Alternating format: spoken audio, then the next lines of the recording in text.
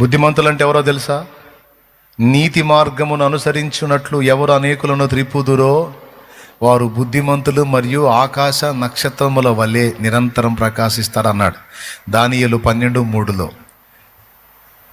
బుద్ధిమంతులు అంటే నంబర్ 1లో వచ్చేది సేవకులు, ఆత్మలను రక్షించేవాళ్ళు, నీతి మార్గాన్ని అనుసరించి అనేకుల్ని తిప్పేవాళ్ళు సేవకులు. వాళ్ళు కూలతారని చెప్పాడు.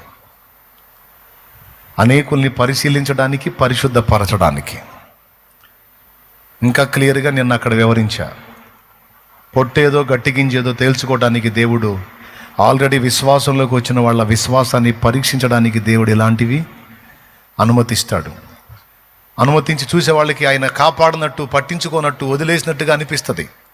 అప్పుడు కొంతమందికి అల్ప విశ్వాసులకి ఏమనిపిస్తుందో తెలుసా? నిజంగా యేసు ప్రభు ఉంటే కాపాడొచ్చుగా, కాపాడలేదు కాబట్టి నాకు యేసు ప్రభుద్దు అంటారా? లేకపోతే ఎలా వాళ్ళ విశ్వాసాన్ని స్థిరపరచుకుంటారో చూద్దాం అని దేవుడు ఇలాంటివి కూడా అనుమతించే ఛాన్స్ ఉంది.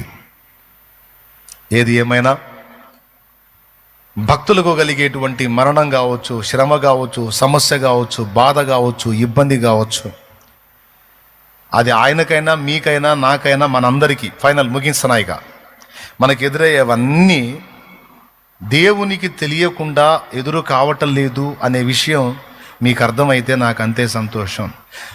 ఎలా ఈరోజు నేను మీకు చెప్పిన కోణం ఎలాంటిదంటే, ప్రతి విషయములోనూ ఆయన మనల్ని శ్రేష్ఠులుగా చూసి తల వెంట్రుకల దగ్గర నుంచి కాలి అడుగుల లెక్క వరకు, అంటే శిరం మొదలుకొని సిరిపాదం వరకు ప్రతిదీ అబ్జర్వ్ చేస్తూ ఉన్నాడన్న ఒక్క విషయం మీకు అర్థమైతే చాలు, నేను ముగిస్తాను. ఈరోజు నీకు ఒక వేదన ఉంటుంది, దేవుడు కూడా నన్ను పట్టించుకోవటంలో, నా బాధల్లో దేవుడు కూడా నన్ను వదిలేశాడేమో, లేకపోతే నాకు ఈ పరిస్థితులు మారట్లేదు ఏందనే నిరాశ, నిస్పృహ, నిరుత్సాహం, కృంగుబాటు ఉండొచ్చు నీకు. అయితే వాటికి సమాధానం చెప్తున్నా. కొన్ని సందర్భాల్లో, కొన్ని కాలాలలో దేవుడు మనకు ఒనగూరేటువంటి సమస్యలను బట్టి చూస్తూ కూడా మౌనంగా ఉంటాడు. మళ్ళీ ఆయన ఏమంటాడు తెలుసా? నువ్వు అనేక పిచ్చుకల కంటే నాకు శ్రేష్ఠుడివి అంటాడు. గొర్రె కంటే నువ్వు నాకు శ్రేష్ఠుడివి అంటాడు. భూమి మీద ఉన్న మనుషుల కంటే నువ్వు శ్రేష్ఠుడివి అంటాడు, శ్రేష్ఠురాలివి అంటాడు. మరి అంత శ్రేష్ఠుడిని, శ్రేష్ఠురాలు అయితే మరి ఇవన్నీ ఎందుకు అంటే అవసరం. తగిన కాలం ముందు నేను వాటిని తొలగిస్తాను, వాటి గురించి నువ్వు దిగులు చెందొద్దు అని ఆయన మాట ఇస్తా ఉన్నాడు. ఎంతమంది ఒప్పుకుంటారు నేను దేవునికి శ్రేష్టమైన దాన్ని, శ్రేష్టమైన వాణ్ణి?